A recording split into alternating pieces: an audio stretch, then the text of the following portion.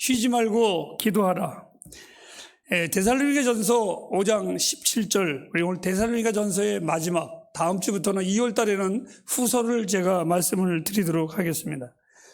제가 지난 주일날 하나님의 말씀을 전할 때에 그 전서부터 이렇게 말씀을 드렸습니다. 하나님이 우리와 항상 함께 하시는 25년도이다. 염려하지 말라. 그리고 지난 주일날은 항상 기뻐하라 라는 제목을 가지고 말씀을 드렸습니다. 그런데 대부분의 그리스도인들이 항상 기뻐하라 이렇게 말을 하면 이어져서 나오는 질문이 있습니다. 속으로 목사에게는 감히 할 수는 없고 이렇게 말을 합니다. 어떻게 항상 기뻐하지? 오늘도 성질내서 나왔는데? 우리 이렇게 질문을 할 수가 있습니다. 그런데 그것에 대한 답이 오늘 바울이 얘기를 한 겁니다. 어떻게 우리가 항상 기뻐하지? 그것에 대한 답이 이렇게 바울은 말했습니다. 한번 따라하실까요? 항상 기도하라. 이렇게 얘기해 주고 있습니다. 이 말은 더 많이 기도할수록 기쁨이 더 많이 찾아온다라는 겁니다. 기도는 나와 여러분의 심령에 더러움을 빠져나가게 하고 항상 신선한 기쁨의 물줄기가 우리 마음에 쏟아져 들어오게 하는 것이 바로 기도입니다. 그래서 기쁨의 그 맛을 느끼는 사람은 날마다 더 많이 기도할 수밖에 없습니다. 거룩한 기쁨과 기도는 서로에게 작용과 반작용을 한다는 말이 있습니다. 이 말이 무슨 말이냐면 기쁨이 없는 사람은 기도가 없는 사람이고 기쁨이 있는 사람은 기도가 있는 사람이다. 이렇게 말을 하는 사람도 있습니다. 그리고 오늘 이 본문 바로 뒤에 나오는 말씀이 무슨 말씀이 나옵니까? 너희는 쉬지 말고 기도하라. 그 다음에 말이 뭡니까? 범사에 감사하라. 이렇게 나와 있습니다. 기쁨과 기도가 결혼해서 나온 첫 아기가 감사입니다. 자, 오늘 이 본문에 보면 이 세 가지의 내용입니다. 항상 기뻐하라, 항상 기도하라, 범사에 감사하라. 이 세 가지는 참된 그리스도인의 어떠한 그림이라고도 볼 수가 있습니다.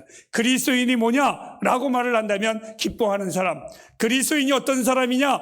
기도하는 사람, 그리고 그리스도인의 삶이 뭐냐? 감사하는 삶. 오늘 우리 찬양팀이 찬양할 때에도 감사라는 얘기를 했습니다.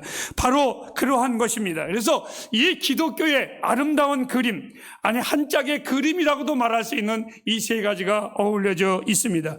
저는 오늘 하나님의 말씀, 우리 햇불 가족들이 기도와 감사가 넘치는 삶이 되기를 간절히 원하는 마음으로 이 말씀을 준비하게 되었습니다. 항상 기뻐하라, 쉬지 말고 기도하라, 범사에 감사하라. 제가 한 주만 만일 더 있다면 이 감사에 대해서도 하겠지만 오늘은 이 본문으로 마치도록 하겠습니다. 먼저 그냥 여러분들이 그냥 상식적으로 그냥 마음에 흘러가도 괜찮습니다. 이 말씀이 함축하고 있는 것이 뭘까? 쉬지 말고 기도하라. 저는 네 가지로 한번 보편적으로 사람들이 생각하는 네 가지를 먼저 소개하려고 합니다. 목소리로 계속 발성하는 것이 기도의 필수일까? 항상 기도하라고 했는데 목소리로 계속 쉬지 않고 계속 기도하는 것이 혹 가능하다고 할지라도 아마 여러분들이 계속 기도하고 다닌다면, 중얼중얼거리고 다닌다면 꼴불견이 될 것입니다. 만약 그렇다면 아마 우리 충실이가 쉬지 않고 기도하라고 했더니 어디를 가든 무엇을 하든 계속 중얼중얼거리고 다닌다면 아마 다른 사람들은 우리 충실이의 삶을 보고 아, 거룩한 기도의 사람이야 라고 말하지 아니하고 조롱당할 것입니다. 지하상가에 내려가다가 보면 늘 365일 그 지하상가를 왔다 갔다 하는 여인이 하나가 있습니다. 그런데 이 여인이 그냥 왔다 갔다 하는 것이 아니라 계속 혼자 중얼거리고 다닙니다. 근데 그 사람을 볼 때마다 다른 사람들이 다 인격적으로 보지 아니하고 약간 맛이 간 사람으로 보고 있습니다. 오늘 우리들의 기도가 만일 그렇다면, 그렇게 산다면 과연 그것이 기도일까? 반면에 단 한마디의 말도 없다면 그건 또 어떨까? 하나님 우리에게 길을 주시고 입을 주셨습니다. 진정한 인격자는 잘 듣고 잘 말해야만 합니다. 또 잘 말하고 잘 들어야만 합니다. 계속해서 우리가 중얼중얼거리면서 기도할 수 없습니다. 어떤 사람들은 꼭 그렇게 해야만이, 그렇게 부르짖어야만이 하나님이 들으신다라고 말하는 사람들도 있습니다. 반면에 여러분, 침묵이 하나님의 마음을 움직일 때도 있습니다. 출애굽기 14장 15절 말씀해 보면 하나님께서 모세에게 이렇게 말했습니다. 너는 어찌하여 내게 부르짖느냐? 이스라엘 자손을 명하여 앞으로 나가게 하고. 오늘 이 성경에 보면 너는 어찌하여 내게 부르짖느냐? 사실은 이 출애굽기에 보면은 14장을 15절 전후의 말씀을 보면 그 어디에도 모세가 하나님 여호와여 라고 목소리 높여서 부르짖은 기록이 전혀 없습니다. 그럼에도 불구하고 하나님은 모세의 그 침묵의 기도를 당신의 귀에는 부르짖는 기도로 분명히 하나님이 들으셨습니다. 저는 이것을 보면서 음성은 기도를 돕는 것입니다. 침묵이 사람의 오치라고, 기도의 오치라고 말을 하면 언어는 모양새를 내는 것입니다. 제가 전해주고 싶은 말은 목소리가 기도의 전부는 아니라는 것입니다. 두 번째 여러분에게 소개해선 기도의 자세를 중시 여깁니다. 우리는 어렸을 때부터, 주일학교 때부터 기도는 어떻게 하는 걸 알았어요? 무릎 꿇고 하는 걸로 우리는 배웠습니다. 늘 우리는 그렇게 기도해야만 되는 줄 알았습니다. 그리고 손은 두 손 모아서 딱 해야 되는 줄 알았습니다. 그런데 어느 날 내가 서부 영화를 보니까 서부 영화에 카우보이가 기도를 하는데 마차 바퀴 위에다가 팔 올려놓고 아주 건방지게 오 마이 갓 이러면서 기도하고 있어요. 저는 그거를 보면서 그놈 참 건방지게 기도한다. 저는 그렇게 안 배웠거든요. 우리는 언제나 그렇게 무릎을 꿇고 기도한다고 합니다. 여러분, 우리가 쉬지 않고 기도할 수 없습니다. 무릎 꿇고 어떻게 쉬지 않고 기도할 수가 있겠습니까?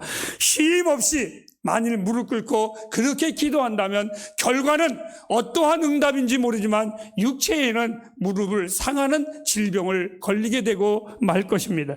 또 정말 우스운 이야기는 하나님께서 우리가 발로 서기를 원치 않는다면 무슨 목적으로 쓸데없이 긴 다리를 우리에게 주셨겠습니까?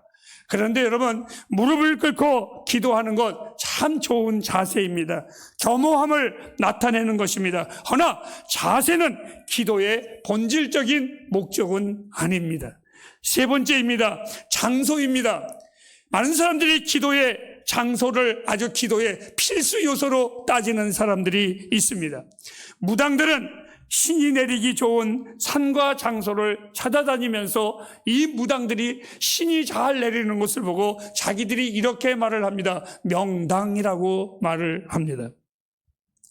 제가 이번 주간에도 어느 곳을 가다가 보니까 아주 현수막을 딱 걸어놨는데 아주 기도하기 좋은 지하가 있습니다. 이렇게 현수막이 걸려져 있습니다. 우리 많은 그리스도인들이 언제나 그러한 곳을 찾아다닌다면 찾아다닐 것도 없이 차라리 그곳에서 사는 것이 더 낫습니다. 때로는 무당들이 그런 말을 한다면 우리 그리스도인들은 어떤 말을 합니까? 이렇게 말을 합니다. 어느 기도원 가니까 기도가 잘 돼 라고 말을 합니다. 어느 교회 가서 기도에 몇 시에 가니까 기도가 그렇게 잘 될 수가 없어. 그런데 바울은 이렇게 말해주고 있습니다. 사도행전 17장 24절 말씀입니다. 같이 보실까요? 우주와 그 가운데 있는 만일을 지으신 신께서는 천지의 주제시니 손으로 지은 전에 계시지 아니하시고 온 천지의 주인이신 주님이십니다. 하나님은 어디든 당신으로 가득한 세상을 만드셨습니다. 하나님은 만물 안에 갇혀 있는 분이 아니라 만물 위에 계신 분, 즉 장소 역시 우리에게는 기도의 요소가 될 수 없다라는 겁니다. 하나님은 어디든지 계신 하나님이십니다. 네 번째입니다. 또 교회들이 행하는 프로그램, 때로는 시간이라고도 우리는 말할 수가 있습니다. 대한민국 교회처럼 이 특별자를 좋아하는 게 없습니다.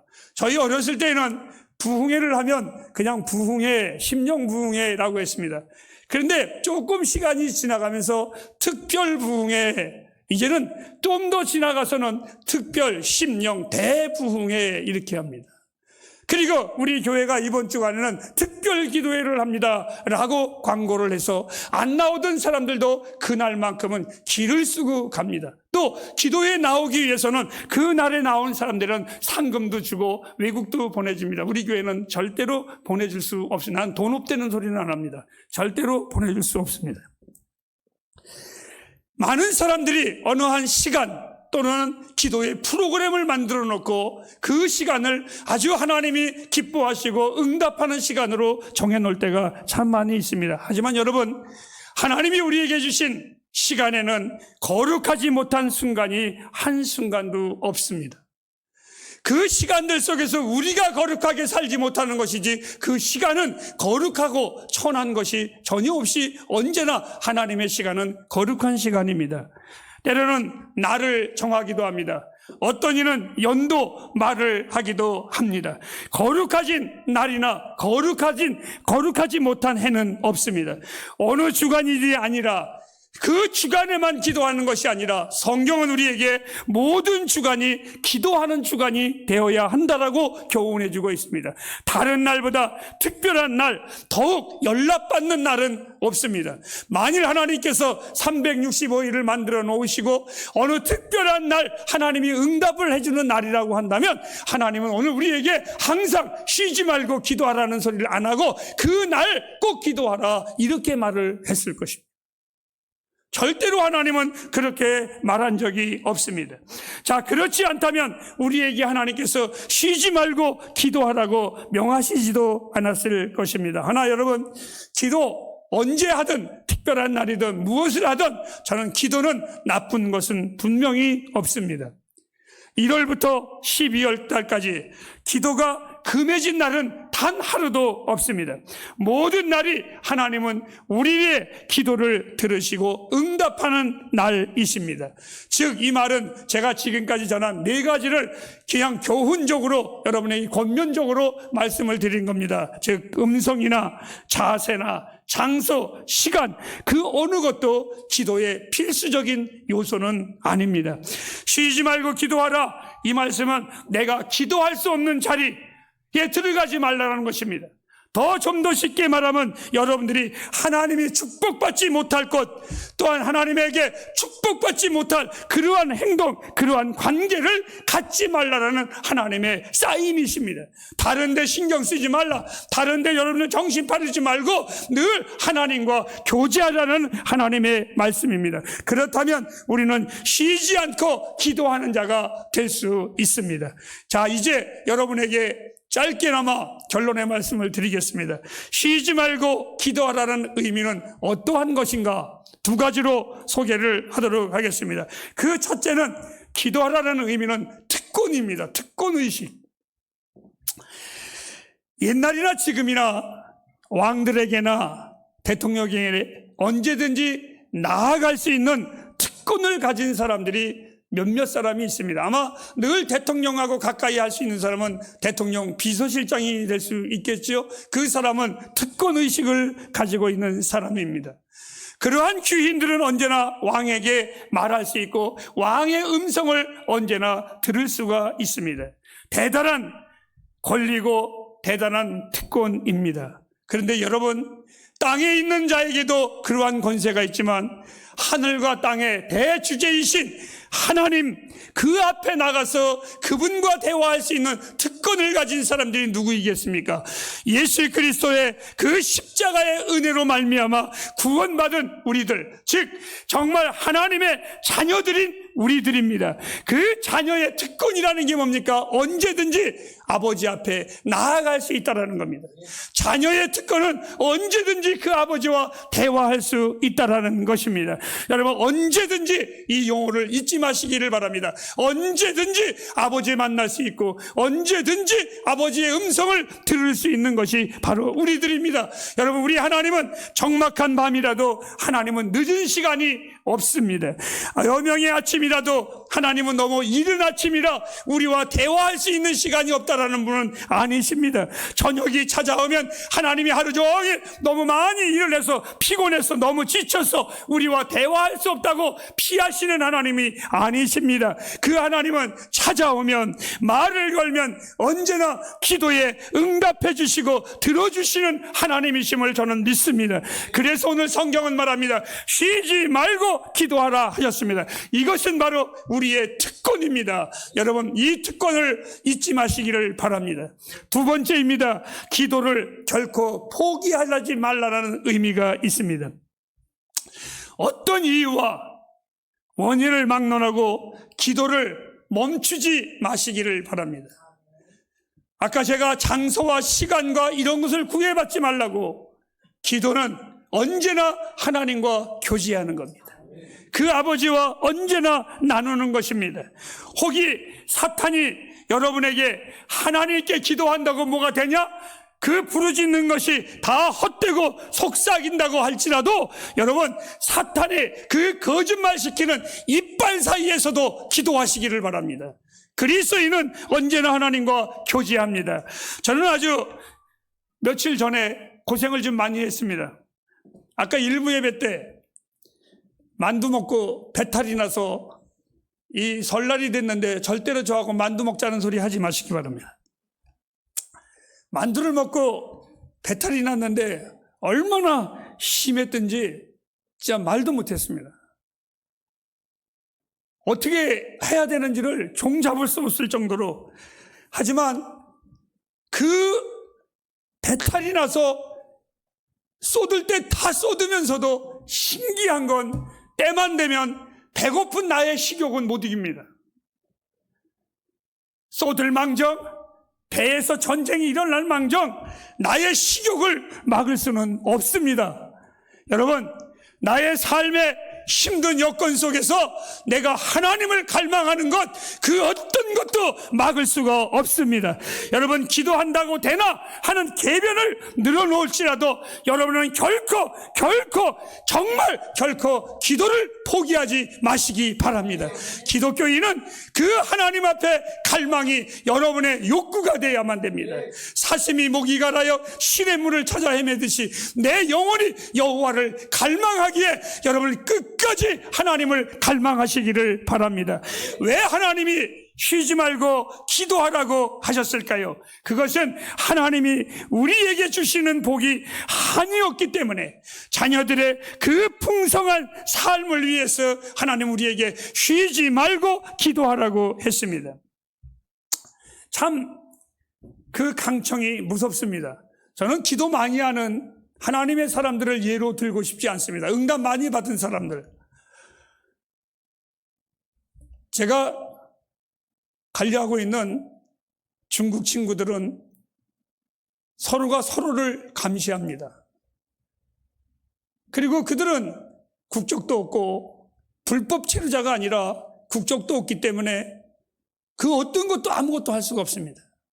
휴대폰을 자기 이름으로 만들 수도 없고, 또 어디 일을 나가서 일을 할 수도 없고, 그냥 막연하게 죽을 날만 기다리고 사는 것이 고통입니다. 근데 저희 마음속에서는 늘 고민이 있죠. 이놈들이 추우면 어떡하나. 여름이야 까짓 더우면 옷 벗고 살면 되지만 이 추우면 이거 어떡하나.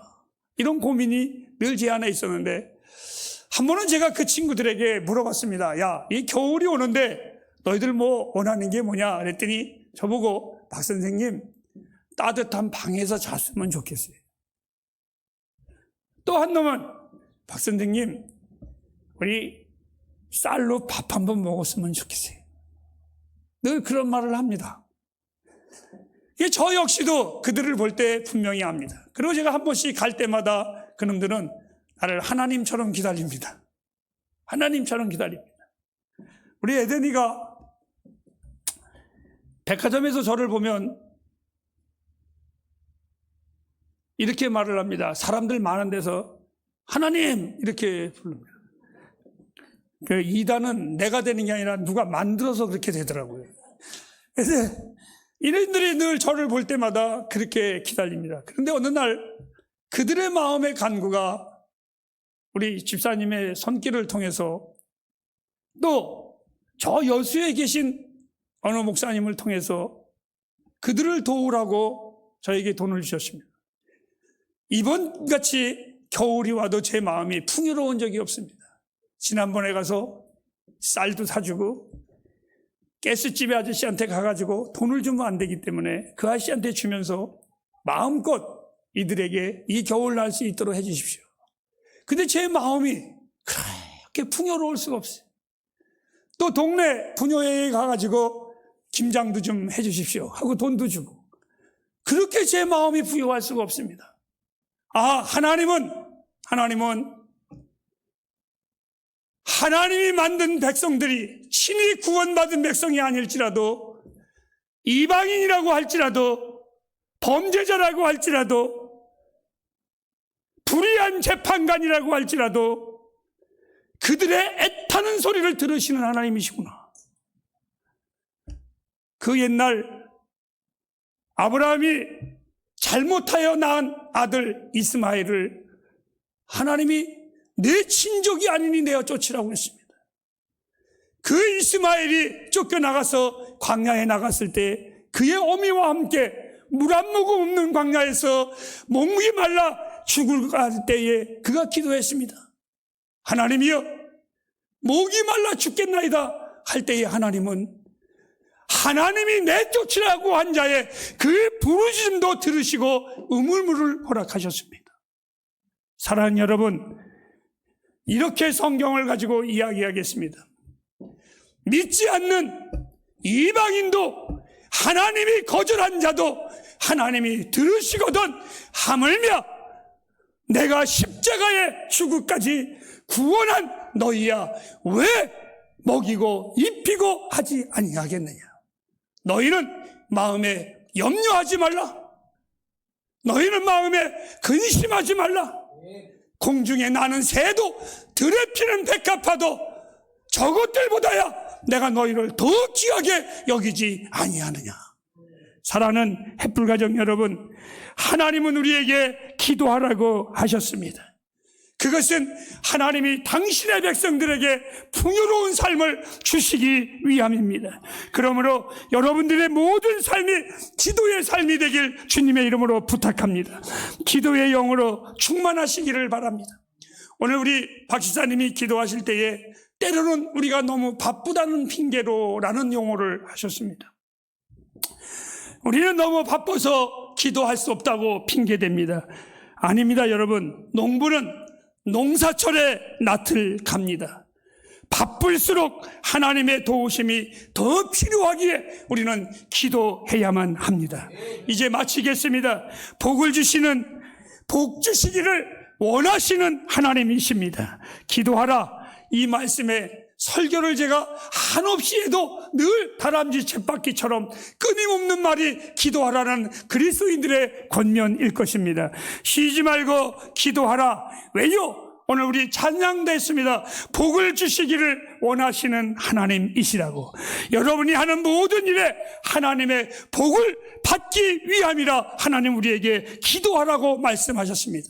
시편 127편 1절 말씀에 이렇게 말했습니다. 하나님이 집을 세우지 아니하시면 세우는 자의 수고가 헛된 것이 될 것이고, 하나님이 지키지 아니하시면 그 파수꾼의 지킴이 다 허사하더라고. 우리는 항상 무엇인가가 필요한 존재들입니다. 늘 우리들은 먹어도 가져도 응답해도 늘 부족한 것이 우리들입니다. 하나님으로부터 구하지 않아도 될 만큼 부유하지는 않은 우리들입니다. 우리는 언제나 가난합니다. 우리는 언제나 연약한 존재들입니다. 하나님으로부터, 여러분, 하나님으로부터 하시는 말씀, 너희는 기도하라. 이 말씀은 하나님 우리에게 이렇게 말씀하십니다. 구하라고, 두드리라고, 찾으라고. 하나님의 축복이 항상 우리를 기다리고 있습니다. 사랑하는 햇불 가정 여러분, 이 한 해의 기도로 넘치는 복을 누리시기를 주님의 이름으로 축복합니다. 기도하겠습니다.